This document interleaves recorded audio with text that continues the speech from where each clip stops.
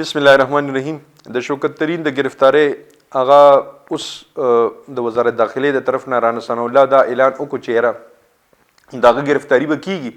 د IMF والا د هغه معاهدې په لیکینګ کې چې کوم هغوی اډیو راغلی وه د تیمور جګړه سره د PTI په هغه دور کې چې کوم وخت کې د KPK ګورنمنټ لا موجود نو دا کیدی شي چې لکه اوس د هغوی گرفتاری ممکن شي او د پیک آرډیننس په مطابق باندې به دا کیږي.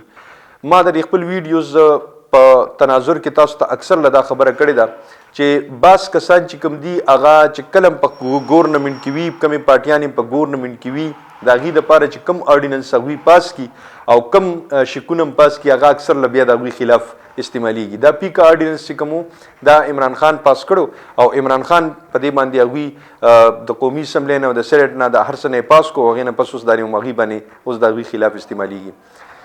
که شوکت ترین یو غلط کار کړی دی هغه تر سزا پکار ده. دویم هغه د نیب زدم هم نو د نیب ته هم هغه اوس مطلوب دی پکار داره چې د نیب والا کاروي مو سره وشي. دریم دا د مشر رجي صاحب د کور دی د مشرف سره پاتې شوی دی په وزارت خزانه کې او زرداری سره پاتې شوی دی اوس عمران خان سره پاتې شو. دا په سینیر بیروکریټس کې شامل دی او دا د IMF والا کس دی. ما تاسو ته نن دا ویډیو ریکارډ کړه دا تاسو ځان سره په چیلنج باندې وساتئ. شوکت ترین ته رانا ثناء الله دی لاس هم نشي اچولی.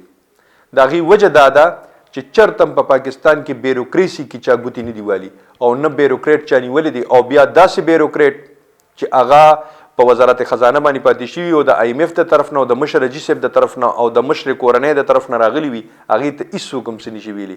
الله دې وکړي چې دا قدم رانا ثناء الله واخلي. الله دې وکړي چې هغه گرفتار کړي. الله دې وکړي چې هغه باندې د قید و بند څه داسې شکونه پاس کړي او یا هغه جیل ته کړي. او به ګورو چې دا څنګه کیږي. الله دې وکړي چې وشي ځکه چې دا ملک قانون چې دی دا د ټولو لپاره یو شان پکار دی. نو د شوکت ترین ته څه بهر نه دی او نه د اسمان نه راکوز شوی دی. خو د ده نه مخکې شوکت عزیز هم تیر شوی دی. شوکت عزیز چې څه کاروایانې کړي دي هغه هم د مشر رجي صاحب د کورنۍ او د امریکا نه راغلی و. هغه هم د امریکا کس و. موین قریشي هم د امریکا والا کس و. هغه سره لا اوسه پورې څه احتساب شوی دی ورکوټ شانته احتساب ورسره چېرته شوی چېرته اوسه پورې د هغوی نوم چې اخیستی دی چې یاره دا دوه کسان هم د پاکستان وزیر اعظم پاتې شوي دي پاتوشا خان حکیم دوی شامل دي. نو پکار دا چې د هغوی نه خو هم تپوس وکړي.